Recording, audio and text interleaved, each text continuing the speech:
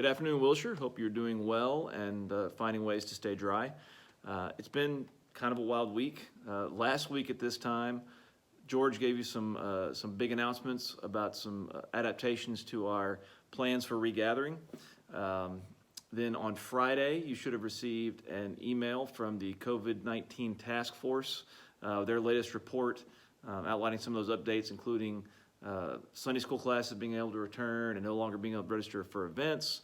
But of course, as soon as you got that email, it was already a bit outdated, as the CDC came out and beat us to the punch a little bit and made another announcement regarding masking and implications for people who are vaccinated, which rendered the report that you got, like I said, a little bit outdated already.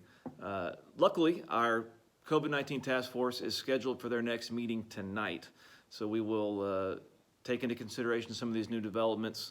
Know that we're going to continue to monitor changes. We'll take new information into account as it emerges, and we'll continue to adjust our plans in common sense ways. So stay tuned. We promise we'll let you know what's going on. It is our goal for you to be as informed as possible about what our return is going to look like by the time June 6th gets here. We want you to know what to expect when you arrive, what it's going to look like, what it's going to feel like. The good news is we still have a couple of weeks to be able to work some of these things out, to figure things out, and prepare ourselves for a really good return on June the 6th. Now, in the more immediate future, I want to let you know that this coming Sunday evening, May the 23rd at 5 o'clock, is our next Church in the Lot service. This will be an extra special Church in the Lot, as we're going to be taking time to recognize our graduating high school seniors. This will be a time for us as a church to be able to bless them as they move from one phase of life to another, a chance for us to let them know how special they are, how much they are loved, and how much we appreciate them, not only for who they have been as a part of our community of faith, but for who they are becoming and who they will be among us. This is an important message for these seniors to hear and to understand, but they'll only get that message if we all show up and make sure that they hear it. So again, this Sunday night, 5 o'clock. This year's class, they've had quite a year. It has not looked like probably what they had envisioned for their senior year, what they had hoped for, what they had planned for. Yes, it's had its share of disappointments for them, but they haven't let that define them. They've been resilient. They have found ways to adapt and to thrive and to have the best senior year that they can. I'm super proud of them. I know that you are too. So let's show up for them this Sunday evening and let them know that. George is going to be offering a special word of blessing to the seniors. There's going to be an opportunity for those of you who might be youth choir alumni to join in a pop-up choir to sing Psalm 139. This is an anthem that, of course, has lots of meaning and memory for our youth. The forecast looks good. All this rain that we're dealing with all week should have moved out by then. So I hope to see you this Sunday evening, 5 o'clock, as we gather together to bless our seniors. Remember, no registration is going to be required, so just grab your chair and show up, and we hope to see you then. Thanks.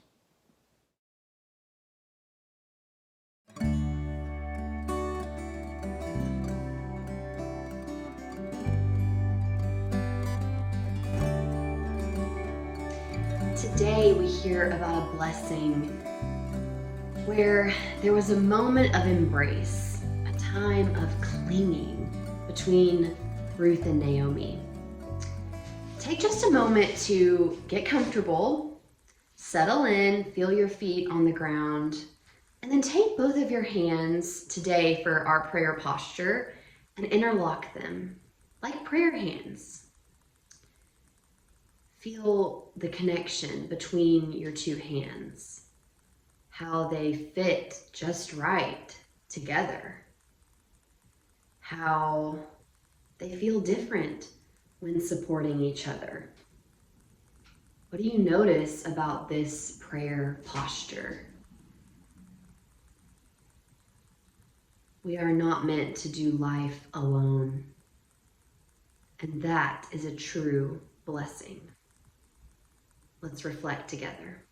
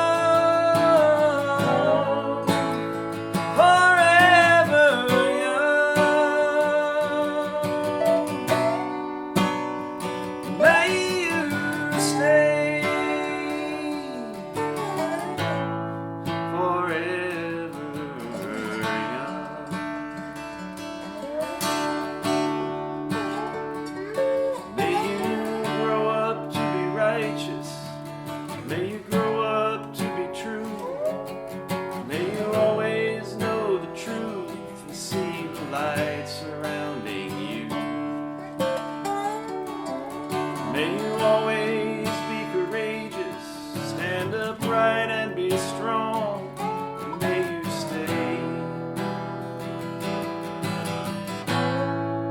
forever young.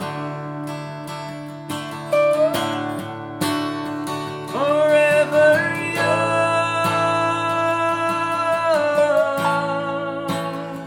Forever young. May you stay forever young.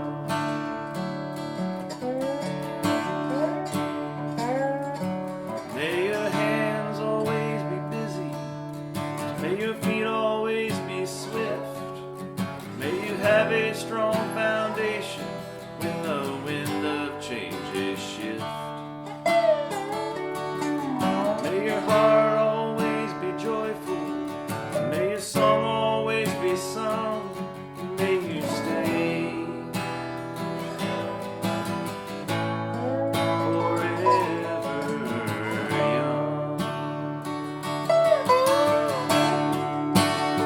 Forever young.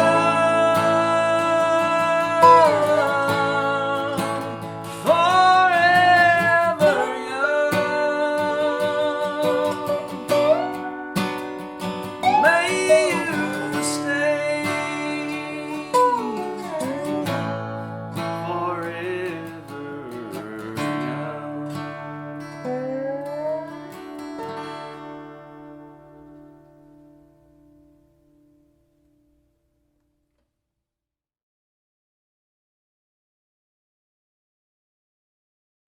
So the blessing that we're going to read about today comes to us from the book of Ruth. We're going to pick up the passage right after Naomi and her daughters-in-law, Ruth and Orpah's husbands, have passed away. So we're going to pick it up at Ruth chapter 1, verse 6, and go through verse 18. Then she started to return with her daughters-in-law from the country of Moab. For she had heard in the country of Moab that the Lord had considered his people and given them food. So she set out from the place where she had been living, she and her 2 daughters-in-law, and they went on their way to go back to the land of Judah. But Naomi said to her daughters-in-law, "Go back each of you to your mother's house. May the Lord deal kindly with you as you have dealt with the dead and with me. The Lord grant that you may find security, each of you, in the house of your husband." Then she kissed them, and they wept aloud. They said to her, "No, we will return with you to your people." But Naomi said, "Turn back, my daughters.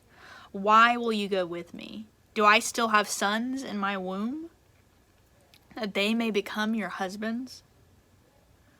Turn back, my daughters, go your way, for I am too old to have a husband. Even if I thought there was a hope for me, even if I should have a husband tonight and bear sons, would you then wait until they were grown? Would you then refrain from marrying? No, my daughters, it has been far more bitter for me than for you, because the hand of the Lord has turned against me." Then they wept aloud again. Orpah kissed her mother-in-law, but Ruth clung to her. So she said, "See, your sister-in-law has gone back to her people and to her gods. Return after your sister-in-law." But Ruth said, "Do not press me to leave you, or turn back from following you. Where you go, I will go. Where you lodge, I will lodge.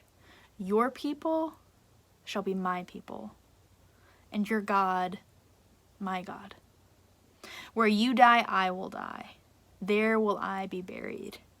May the Lord do thus and so to me, and more as well, if even death parts me from you."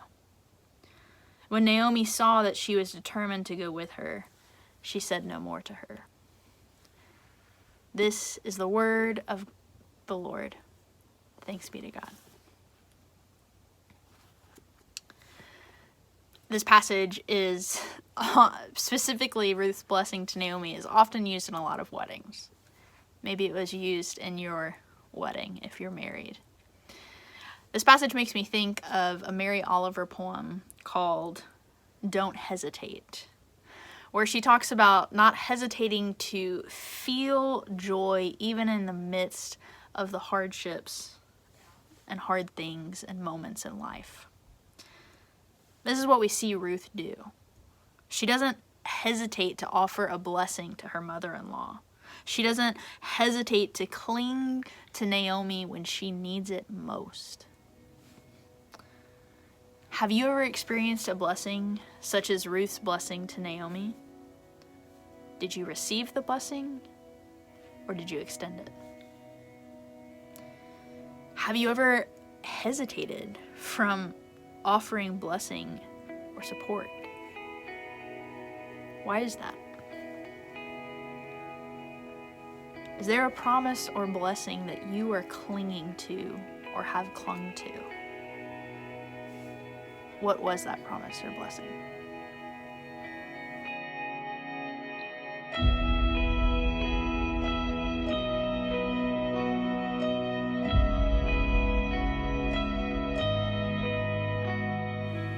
Thank you for joining us again this week as we continue to reflect together on our theme of blessings. Please join us again next week. Until then, may you have the heart of Christ, tender for mercy. May you have the eyes of Christ to see a world in need. And may you have the feet of Christ to bring good news to those that need it.